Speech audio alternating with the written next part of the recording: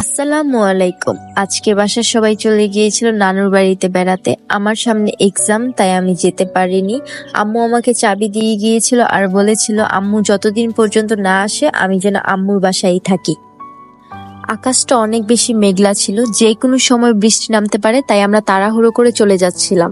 বাসার নিচে যাওয়ার পরে বৃষ্টি নেমেছে। ভাগ্য ভালো আমাদের বৃষ্টিতে ভিজতে হয়নি। তালা খুলে যখনই আমরা রুমের ভিতরে ঢুকলাম, নিজের অজান্তেই আমার মনটা খারাপ হয়ে গিয়েছিল। সবকিছু থেকেও যেন কি একটা নেই নেই অনুভব করছিলাম। প্রতিবার যখন আমি বাসায় আসতাম, তখন আমার ভাই গেটটা খুলে আগে আমার হাতের দিকে তাকাতো, দেখতো তার জন্য আমি কি এনেছি। আজকে সে নাই, পুরো বাসাটাই ফাঁকা হয়ে আছে। মনে হচ্ছে কি যেন নেই, কি যেন নেই। আমি আর সিয়াম অনেক বেশি মিস করতেছিলাম তাকে। ডাইনিং টেবিলের কাছে গিয়ে দেখলাম আম্মু গরুর মাংস, দেশি মুরগি ভুনা খিচুড়ি রান্না করে রেখে গিয়েছে, যেন আমার কষ্ট করে রান্না না করতে হয়। আর আমি লেবু শসা কেটে নিলাম। সিয়ামকে বললাম টেবিলে বসে খাওয়ার জন্য। সে বলল না, বাহিরের থেকে ঠান্ডা বাতাস আসতেছে, এখানে বসি, চলো খাই। সিয়ামের ভুনা খিচুড়ি অনেক বেশি পছন্দ, আর সে তো ভুনা খিচুড়ি পেয়ে অবাক হয়ে গিয়েছে। আসলে বিয়ের পর থেকে আম্মু আমার পছন্দের চেয়ে সিয়ামের পছন্দটাকেই বেশি প্রায়োরিটি দেয়। তাই তো আমার পছন্দের খাবার রান্না না করে দিয়ে সে সিয়ামের পছন্দ অনুযায়ী খাবার রান্না করে দিয়ে গিয়েছে। আজকে আম্মু ভুনা খিচুড়ি রান্না করে দিয়ে গিয়েছে, আর আজকে বৃষ্টিটা হচ্ছে। আসলে বৃষ্টি উপভোগ করতে করতে ভুনা খিচুড়ি খাওয়ার মজাই আলাদা।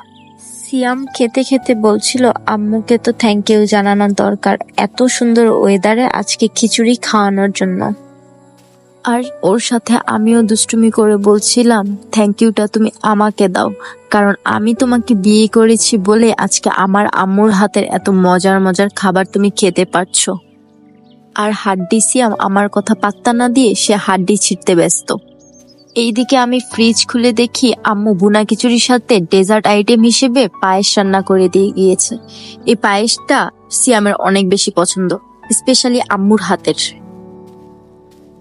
আম্মু এত সুন্দর করে পায়েসটা ডেকোরেট করে রেখে গিয়েছে, আমার তো এটা কেটে নিতে অনেক বেশি কষ্ট হচ্ছে। তারপরেও কি করার, সিয়ামকে তো খেতে দিতেই হবে, নয়তো আবার হাড্ডি সিয়াম আম্মুর কাছে বিচার দিবে। পায়েসের বাটিটা যখনই সিয়ামের সামনে নিলাম, সে তো খুশি হয়ে গিয়েছে।